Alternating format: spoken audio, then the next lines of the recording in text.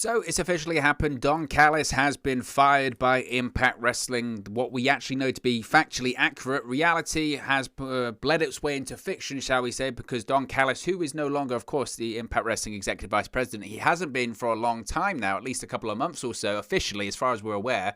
But on television last night, Don Callis was officially fired as Impact Wrestling Executive Vice President. Now, on Thursday night on Impact Wrestling on AXS TV, Tommy Dreamer, who was Anthem's representative, Anthem Sports and Entertainment's representative, to address what happened this past weekend against all odds with the Don Callis firing Sami Callihan situation. Tommy Dreamer informed Don Callis that he was fired from Impact Wrestling effective immediately.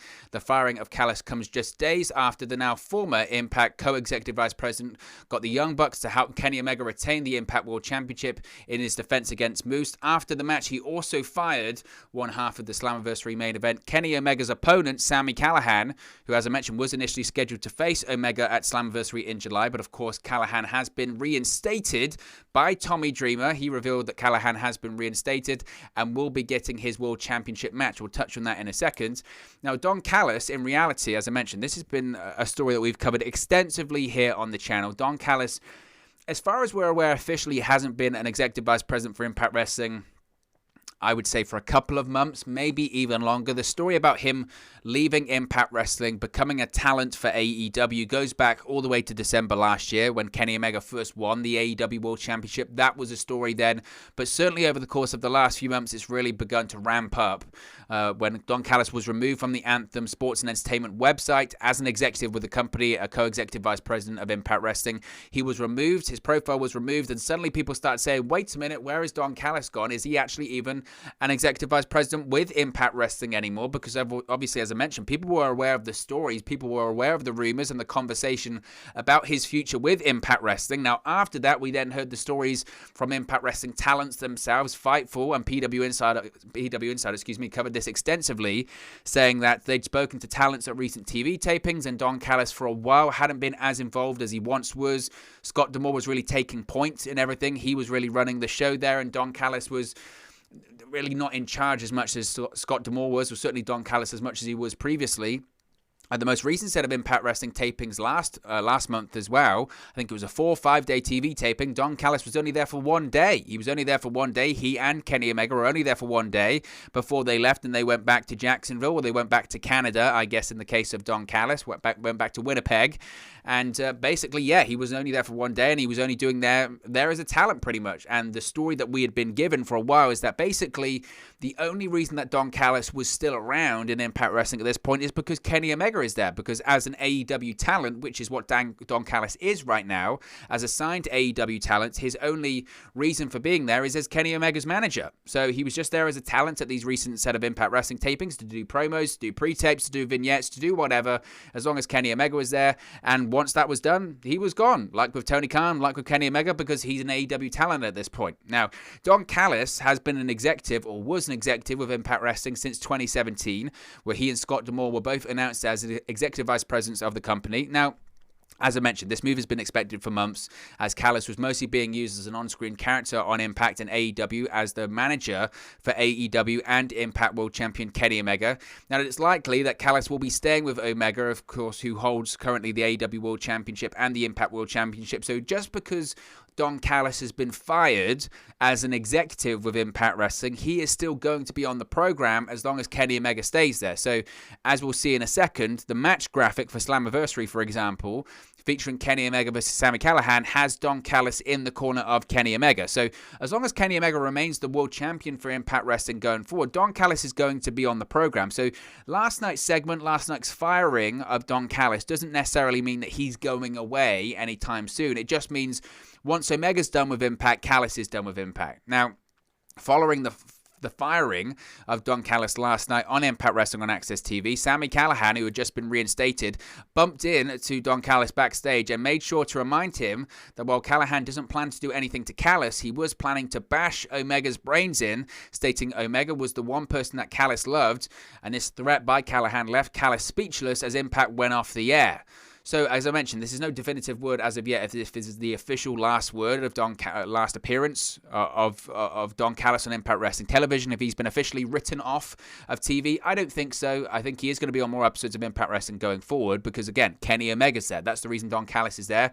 But this is the beginning of the end for Don Callis, really, when it comes to Impact Wrestling. He will do his final commitments with Impact when it comes to Kenny Omega. Once that's done, he will be gone, and then it will just be Scott D'Amore in charge as the Executive Vice President, which has been the case, as I mentioned, for several months at this point. Now, as far as the angle itself last night, I was quite surprised to see Tommy Dreamer as the representative of Anthem Sports and Entertainment. One would assume this is kind of going to be a role for him going forward. It'll be interesting to see if this reflects real life as well. We spoke about this before because, again, we've covered the Don Callis situation extensively here on the channel.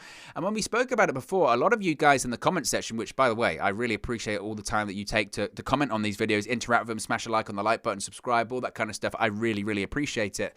A lot of you said, when we spoke about Don Callis leaving before, you said, does this mean that Scott D'Amore is just the sole Executive Vice President of Impact Wrestling now? Or does someone step up and assume Don Callis' responsibilities? Because one would think Scott D'Amore, I mean, it's a lot of responsibilities to take on. Someone else's job just becomes your job as well. It's twice the workload. That's quite a lot of pressure on Scott D'Amore. I hope he's being financially compensated for that. I would hope so. A lot of you said, well, maybe Tommy Dreamer steps in because Tommy Dreamer, and this role, I suppose, kind of reflects this. He's a very influential figure in Impact Wrestling right now. He's part of the creative process in Impact Wrestling. He's on the creative team. He's a producer. I would assume maybe a senior producer, works with talent, still is occasionally a wrestler, but he is stepping back from that. It's not as if he wrestles every single week on Impact, nor should he. He did compete at Against All Odds on Saturday. He was Sami Callihan's tag team partner against the Good Brothers, so he still does step in occasionally. I would be surprised if he doesn't probably compete at Slammiversary because he doesn't look to be having any kind of indication that he's going to slow up in terms of being a wrestler anytime soon, but he is stepping back from that. He's hardly wrestling on every single TV show, but he is still doing the big events, so I still do think he'll probably compete at Slammiversary. Who that's against, time will only tell. But it is going to be interesting to see if that role on screen does reflect his role off screen as well. If he does, say, assume Don Callis' responsibilities as co-executive vice president. Certainly, he is one of the more influential and powerful figures inside of the organization right now. You've got Ed Nordholm, you've got Scott D'Amore, but you've also got Tommy Dreamer, who, again, in terms of the creative process, in terms of producers, is a very influential figure backstage of Impact Wrestling right now. So keep an eye on that one. But as far as, in terms of the storyline, as far as Tommy Dreamer being revealed as Anthem's representative, again, I suppose I didn't really see it coming, I'll be honest. I thought it might be Ed Nordholm. I thought they might have him wheel him out on camera because, again, this whole story here, talking about Don Callis being an executive and him being removed from his executive position, is all about blurring that line between fiction and reality. As I mentioned, we've known this is coming for a while. The only reason Impact hasn't made this official or announced it officially, or the only reason that Anthem themselves hasn't come out and released a statement, is because they want to use this in a storyline. They want to use it as a way to write Don Callis off of television. So that's the only reason they haven't written it out there. So maybe this could be a case of, again, fiction and reality being blurred, and eventually Tommy Dreamer does become an executive vice president with the company. I don't know. But I certainly was surprised to see him come out there. So time will only tell with that one if it's going to be a thing going forward. It was a bit of a strange segment, though, as well. I'll be honest, because so Tommy Dreamer comes out and he goes, I'm the executive right by Anthem, you know, the pro wrestling swerve, right? It's not even Vince Russo's there anymore, but you still get the pro wrestling swerve. So it was like, okay, I get that. But it was a bit weird because it was a bit like Tommy Dreamer says to Scott D'Amore, well, you know, I went behind your back. He openly admits, yeah, I went behind your back. I went to Anthem myself. And Scott D'Amore was like, what? You went behind my back? So immediately he's undercut Scott D'Amore. So immediately I'd be a bit pissed by that. I'd be like, okay, it's a bit of a D-bag move by Tommy there. I'm not sure how I feel about that one. And then he goes, look, I went to the board and they immediately made me a representative. That's all it took, by the way. If I was people on the board, I'd be a bit like, you're going over the head of your superior. I'm not sure about that, Tommy. I'm not sure if that's what I'm looking for in an executive. Either way. And then in typical pro wrestling style, they line up. And this is, I mean, in reality, if this was real, I know we're talking about pro wrestling here, but if this was real, pretty cruel of what Tommy Dreamer does next. He then lines up and goes, look, it's out of control here. Things are out of control. It's time for a change, and we're going to be making a change. And look, you two guys did a great job. You brought me in back in 2017. I dropped everything I had to build this place back up, and you've done a great job. But it is time for a change. And Scott D'Amore, during this whole time, is getting more and more animated. He's going, no, we did bring you in. We did make it a better place. At one point, this is what I thought was hilarious. And it's a good... It was meant to be making it serious. It was meant to be like, oh, it's a really serious situation, and Scott D'Amore's furious because he thinks he's going to get fired. That's how they were setting this up. It's like Scott D'Amore was the one that was going to get fired and not Don Callis, because Scott D'Amore's the one that had lost control of this place and all this kind of stuff. And Scott D'Amore was furious. He got his glasses off and just flung them. And immediately I thought is, one, what a waste, because they can be expensive glasses. I mean, I'm assuming Scott D'Amore wears some, pretty nice glasses. Two, I was thinking, how's he going to see?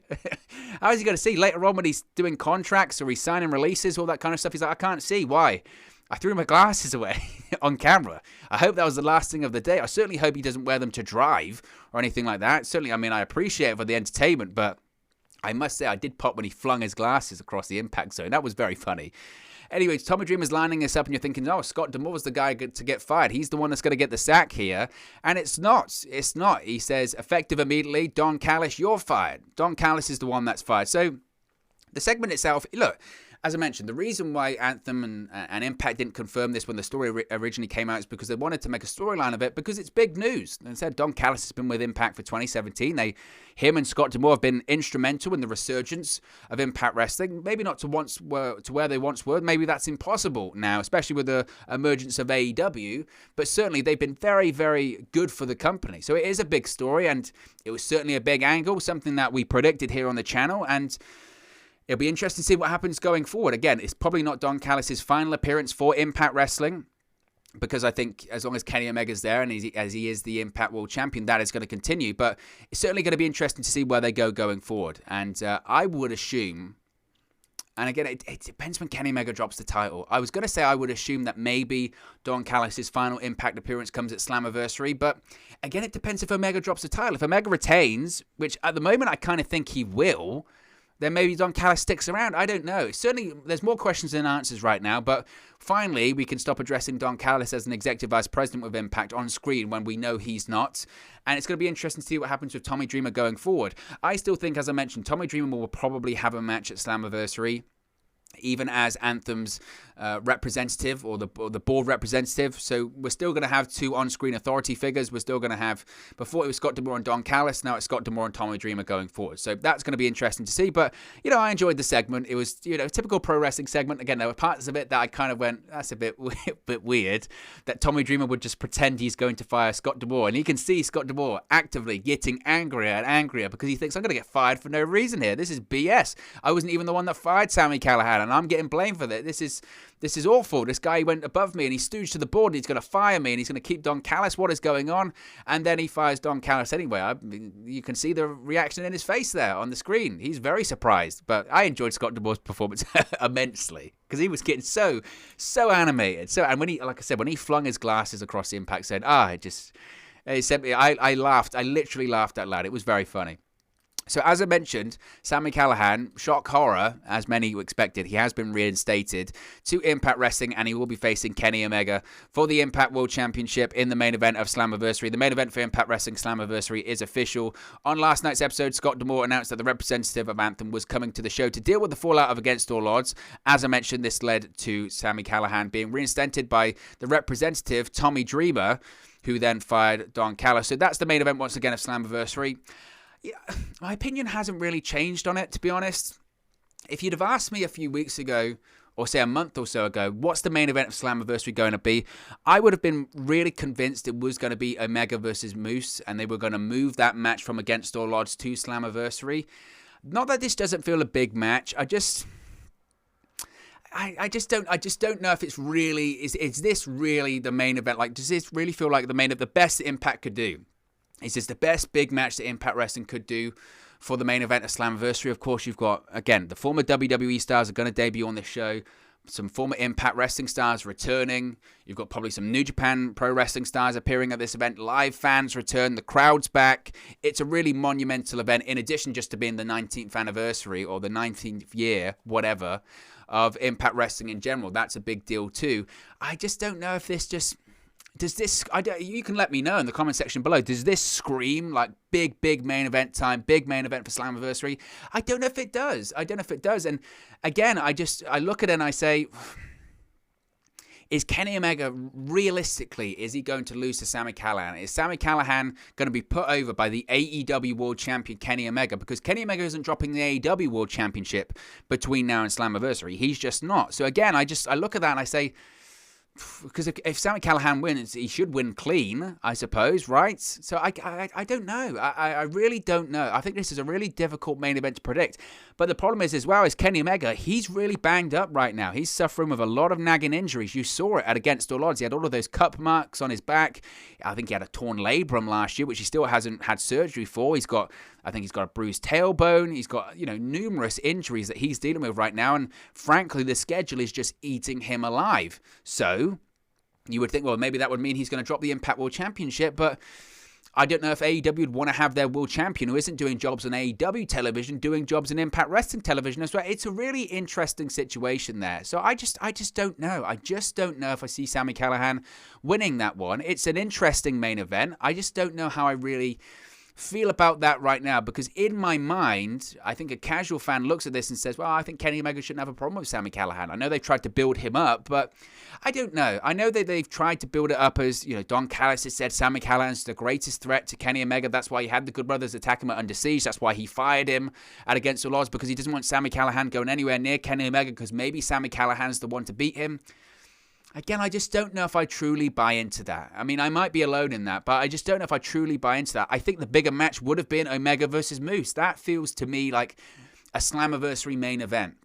And I'm surprised that they did that at Against All Odds. It says to me, and we'll touch on this in a second, that maybe they have bigger plans for Moose, but what's bigger than facing Kenny Omega for the Impact World Championship? Moose has just re-signed as well, so you would know that Moose is going to be around for at least 2 years, and he's on improved terms. You want to get value for money out of Moose, make him the world champion. So again, all of that, it does feel slightly odd to me, but again, I think it's a difficult one to predict, certainly a difficult one to predict, and I wouldn't be surprised if some changes are made to it, maybe in terms of a stipulation or something like that. Time will only tell. Time will only tell. It's an interesting situation right now when it comes to this main event. Now, speaking of Moose there, his match for Slammiversary has been confirmed, and we touched on this before as well here on the channel, but it has been officially confirmed that Chris Sabin will be facing Moose, because Chris Sabin is back. Now, after losing to Kenny Omega at Impact Against All Odds, Moose visited Scott D'Amore's office with the hopes of getting himself another championship opportunity. At the event, he was attacked by the Young Bucks while the referee was knocked out. Scott D'Amore said that everything would be sorted out, but he didn't have time to deal with Moose at that moment. Moose then decided to try and hijack the show, which he has done previously, hitting the ring and threatening to stay there until he got what he wanted, but unexpectedly he was attacked by returning Chris Sabin. The Motor City Machine Gun member had been out of action since May's 15th Under Siege, where Moose and Sabin competed in the #1 contenders match. Moose targeted Sabin's knee during the match, spearing him 3 times before going for the pin. Now, Sabin offered to fight Moose right there and then, but the big man ran for cover. Backstage, he was challenged to a fight at Slammiversary on July 17. The match was made official by the promotion shortly after last night's episode ended. So, I get that the story is that Moose put Chris Sabin out, Impact Under Siege. He pinned Chris Sabin. But again, I look at this and I just say, I get Chris Sabin's history in Impact, I do. But I look at this and I say, I feel like you can do something bigger. It felt a bit forced last night. It did feel a little bit forced, in my opinion, that, again, the story is that Moose took Sabin out. Okay, that's fine. That's the story that it is. Moose pinned Chris Sabin at Under Siege. But again, as a casual fan, you would look at that and say, well, Moose pinned him at Under Siege. Why would he have any difficulty pinning him at Slammiversary? Again, I have no doubts the match will be good. I just think there's possibilities to do something bigger. I really do think they could change this into a tag team match against the Young Bucks, and I have no information to say that they will, by the way. This is just a prediction and an assumption on my part, and I guess we know what happens when you assume things, especially in the world of pro wrestling.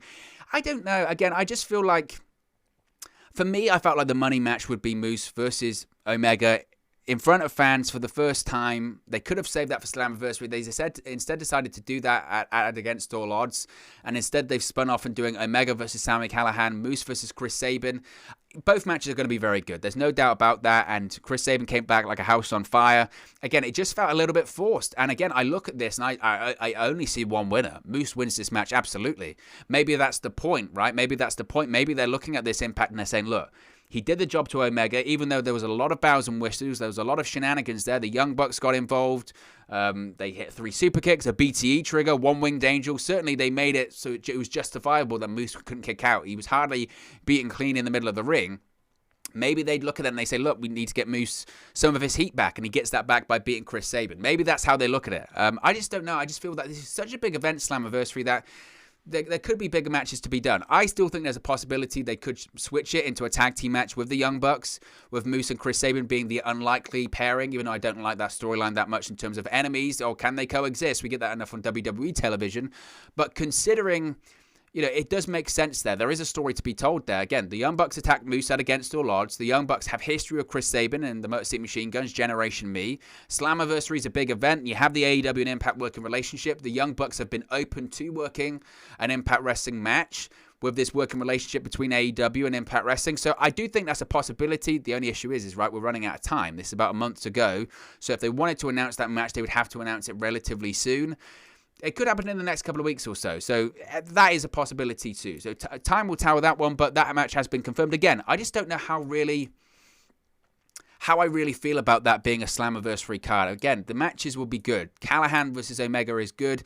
Moose versus Sabin is good. I just don't see...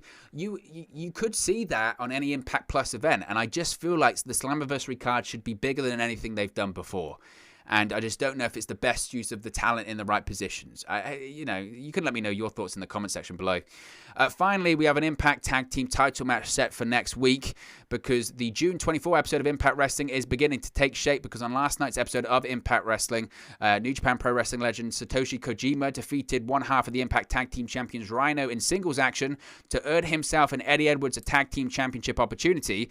And the Japanese wrestling legend has also defeated Dina during his time of Impact, but did lose to Joe Doring at Against All Odds. He and Eddie Edwards will take on Dina and his former All Japan rival Doring next week for the Tag Team Championship. So certainly an interesting match. This one, I expect Violent by Design to retain. I think Kojima, this is all part of the last set of TV tapings. This is the thing. This is the part of the problem, I suppose, is when you tape so much of TV ahead of time, is we know the issue when it comes to Eddie Edwards. He did these TV tapings, and then the next night he had appendicitis and he had to undergo surgery. That was even a couple of weeks ago at this point. It's up in the air whether or not he'll be able to make Slammiversary. So I think Violent by Design retain the titles here. Lord knows if Kojima and Eddie Edwards win, I don't know the next time they're going to be able to defend it, because, again, Eddie Edwards is still recovering from his surgery from appendicitis, and Kojima, we don't know if he traveled back to Japan or not. If he did, who knows the next time he's going to even be able to travel over to the United States. So one would suggest, given that Violent by Design have only just won the tag team titles, that they would probably retain, because if they haven't, logistical issues, logistical nightmares, frankly, about a tag team title match possibly taking place at Slammiversary. So I expect Violent by Design to retain here. Should be a fun match, though, a very fun match. I think, again, Kojima, realistically, I mentioned this before, one of the New Japan talents coming in, is that they have to be careful how they book them and how many wins they give them, because they're not going to stick around forever. This is the issue, kind of what it was with Finjuice, wasn't it? Is that you have to... I don't want to be territorial, and I don't want to get back to the territory days, but you have to protect your own talent. And you do have a working relationship with New Japan Pro Wrestling, but they shouldn't just come in and beat all your talent. Now, I know people will say, well, that's what they're doing with Kenny Omega, but it's a different situation. Kenny Omega is one of the best wrestlers in the world, and having him on the show is a massive benefit, and he's stuck around since December when it comes to Impact Wrestling, so I think it's a different situation there. But we saw Veil Phantasmo. They'll come in on their way up, but eventually when it comes to the big match, I think they'll lose. And I think that'll probably be the same here with Kojima and Eddie Edwards. Look, he'll have had 2 victories, one over Dina, one over Rhino. He'll have a loss against Doring and a loss in this tag team match next week. So I think that's the way that it goes, but an exciting match for next week's show on Impact Wrestling. But look, guys, as always, this is just one man's opinion. What are your thoughts on all of the Impact Wrestling news stories we've spoken about today? Let me know your thoughts in the comment section below. I'll do my best to respond and reply to all of your comments. Really enjoy interacting with you guys, talking about Impact Wrestling, AEW, WWE, New Japan Pro Wrestling, all things pro wrestling here on the channel. So be sure to get involved with the community. Drop a comment below. All opinions are welcome. If you have enjoyed this video, please do smash a like on the like button too. It really does help us out here on YouTube. Go up the rankings and get into people's recommendation feeds if they haven't seen our videos previously. But most importantly, if you haven't already, please do subscribe to Wrestle News 365. You can do that by clicking the bottom right corner of the screen right now. Or if you wait a few seconds, there'll be a subscribe button at the end of this video, along with another video for you to watch. Thank you very much for watching, listening, streaming, or having come across this video today. And I'll speak to you again very, very soon. Hey guys, thank you for watching, listening, streaming, or however you come across this video today. Be sure to click on the video on the right there to watch our next video, or click the bottom there to subscribe, or the bottom right hand corner. Thank you very much, and I'll speak to you again very soon.